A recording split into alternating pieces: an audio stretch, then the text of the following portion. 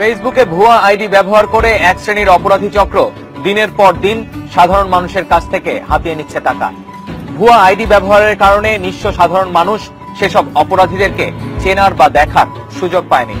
আর পর্দার আড়ালে থাকা সেসব অপরাধীদের খোঁজ খবর নেওয়ার পর বের হয়ে আসে চাঞ্চল্যকর বিভিন্ন তথ্য। র্যাবের অভিযানে অবশেষে সেসব অপরাধীদের মুখোশ উন্মোচিত হয়েছে। ফেসবুকে ব্রিটিশ নাগরিকদের ছবি ও নাম দিয়ে ভুয়া আইডি খুলে বাংলাদেশিদের সাথে বন্ধুত্ব গড়ে তোলে বেশ কিছু আফ্রিকান নাগরিক। নিজের পরিচয় গোপন করে বিশ্বাসযোগ্যতা বাড়াতে হোয়াটসঅ্যাপ, ভাইবার ও ট্যাঙ্গোতে তারা যোগাযোগ রাখে।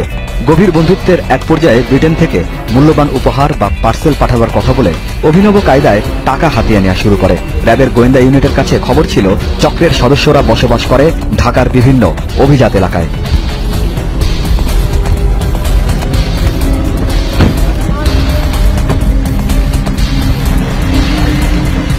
সকল প্রস্তুতি শেষ করে অপরাধীদের ধরার জন্য 4 মার্চ রাতভর চলে অভিযান। রাতে অপরাধীদের প্রথম গ্রুপের অবস্থান নিশ্চিত হবার পর র্যাবের অগ্রবর্তী দলটি অবস্থান নেয় নিরাপদ দূরত্বে। চারদিকে রাতের শুনশান নীরবতা। সে সময় রাজধানীর বসুন্ধরা জি ব্লকের একটি ফ্ল্যাটের সন্ধান শুরু করে অভিযানকারী দলের সদস্যরা। অপরাধী চক্রের বেশ কয়েকজন ওই ফ্ল্যাটে অবস্থান করছে নিশ্চিত এমন খবর ছিল র্যাবের কাছে। কিছু বুঝে ওঠার আগে তারা হামলাও করতে পারে এমন তথ্য জানার পর জোরদার করা হয় নিরাপত্তা। বাইরে থেকে শব্দ শুনে ভেতর থেকে দরজা খুলে দেন একজন আফ্রিকান নারী।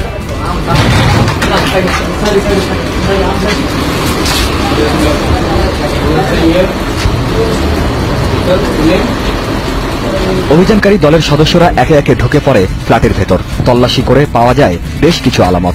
চক্রের সেকেন্ড ইন কমান্ড হিসেবে কাজ করে নাইজেরিয়ান নাগরিক কেসি। ইতিমধ্যে একটু একটু বাংলাও রপ্ত করে ফেলেছেন তিনি। আমি নাইজেরিয়ান, আমি বাংলাদেশ আছে। বাংলাদেশি লেডিস, এটা ফেসবুক চ্যাটিং, তারপর হোয়াটসঅ্যাপ, এটা কত বড় মেকিং রিলেশনশিপ, এটা রিলেশনশিপ আছে, রিলেশনশিপ ফিনিশ, দেন কত বড় পাসওয়ার্ড সেন্ড, এন্ড দেন টাকা, দেন ব্যাংক অ্যাকাউন্ট, দেন এটা ডেলিভারি কোরিয়ার সার্ভিস সিস্টেম। কেসি দাবি করে বাঙালি এক মেয়েকে বিয়ে করেছেন তিনি। তার স্ত্রী এখন সন্তান সম্ভবা। তিনি পড়াশোনা করছেন একটি বেসরকারি বিশ্ববিদ্যালয়ে। আমি স্টুডেন্ট এখানে 4 years complete almost. এখন 3 years final year student pharmacy Asha University. I have a Bengali wife. Her name is Asya. ছাত্রত্বের আড়ালে ঢাকায় দীর্ঘদিন ধরে প্রতারক চক্রের নেতৃত্ব দিয়ে আসছে কেসি। নারী সদস্যরাও থাকে তাদের সঙ্গে। তিনি জানান তার ভিসা ও পাসপোর্ট রাখা আছে অন্য বাসায়। Person I'm stay with travel to Chicago, and that's why I come and sleep here. My password is N Pantai N. Yes. I never ever change. কেসির দেয়া তথ্য মতে আটক হয় চক্রের 5 সদস্য। এরা প্রতারণা করে ক্ষান্ত থাকে না, জড়িয়ে পড়ে মাদক ব্যবসার সঙ্গেও। কেসি র্যাবের জিজ্ঞাসাবাদে জানায় ফেসবুকে মিথ্যা আইডি থেকে শুরু করে প্রযুক্তির বিভিন্ন বিষয় নিয়ন্ত্রণ করা হয় উত্তরার একটি বিশাল ফ্ল্যাট থেকে।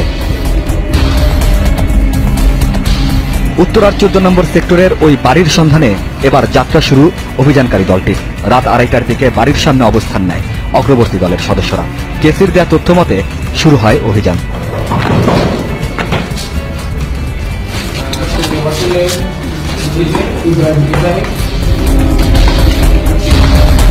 চক্রের অনেক সদস্যের সন্ধান মেলে এই ফ্ল্যাটে।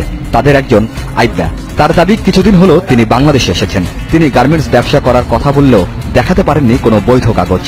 Fake Facebook account. In the name of European citizens. In the name of anybody. Yes.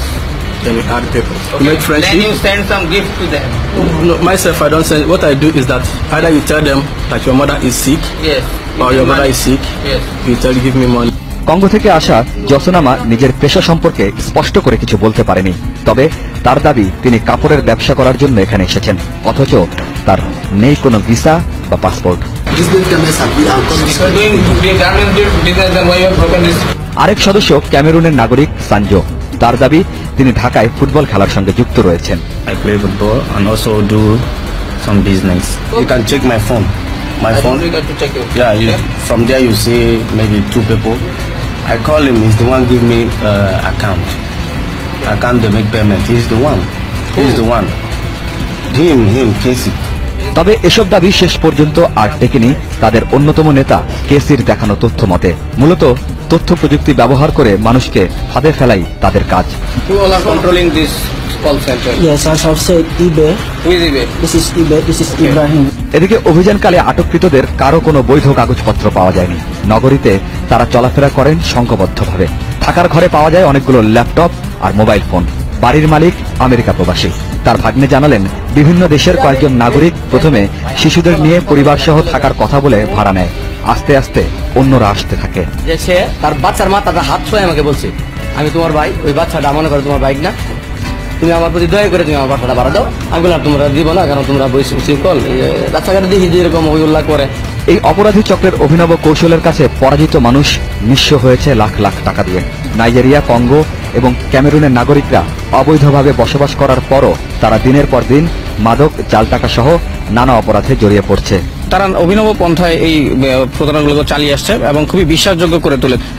কেউ কেউ মা বাবার অসুস্থতার কথা বলে, কেউ কেউ গিফট বলে যে কাস্টমসের কাছে আটক আছে এবং এইটাতে অনেক পরিমাণ ইউরো বা ডলার পাঠানো হয়েছে, মানে বিভিন্ন এনজিওর কাজের ক্ষেত্রে। সেই লোভে ডোনেশনের কথা বলে এবং সেই মানি লন্ডারিং কেসে ফেসে যাওয়ার কথা বলে তারা বিভিন্ন ট্যাক্স আদায় করে, ট্যাক্সের কথা বলে তারা বিভিন্ন মাধ্যমে এই টাকাগুলো মানে ভুক্তভোগীদের কাছ থেকে আত্মসাৎ করছে। আটক 12 বিদেশি সহ 14 জনকে আসামি করে থানায় দায়ের করা হয় মামলা। জেসমিন সুলতানা, উনি খুলনার মেয়ে, ওনার ফেসবুকের মাধ্যমে ওনার সাথে মরিস কার্ড নামে ফেক আইডি করে নিজেকে উপস্থাপন করে যখন 60,000 টাকা সে পাঠায়, তারপরে সে বলে যে তোমার এটা তো পাউন্ড আছে ইয়ের মতো গিফট আইটেমে, তো সুতরাং এটা তো মানি লন্ডারিংয়ে পড়ে যাবা তুমি, তো তোমাকে আরও কিছু টাকা পাঠাতে হবে। কত? তো 1 লাখ টাকা। তাদের বিরুদ্ধে বাদী হয়ে 2টা মামলা দেয়। একটা মানে প্রতারণার মামলা নম্বর 6/3/2016, আর এটা হলো আপনার যে তাদের কোনো ট্রাভেল ডকুমেন্টস ছিল না, এর জন্য তাদের বিরুদ্ধে 7/3/2016। বাংলাদেশে প্রবেশের পর নানা অপরাধের সাথে জড়িয়ে পড়ছে বিদেশি নাগরিকদের একটি অংশ। তাদের মাধ্যমে তথ্য প্রযুক্তি ও ফেসবুক প্রতারণার শিকার সাধারণ মানুষকে আরও সতর্ক থাকার আহ্বান জানিয়েছে আইন শৃঙ্খলা রক্ষাকারী বাহিনীর সদস্যরা।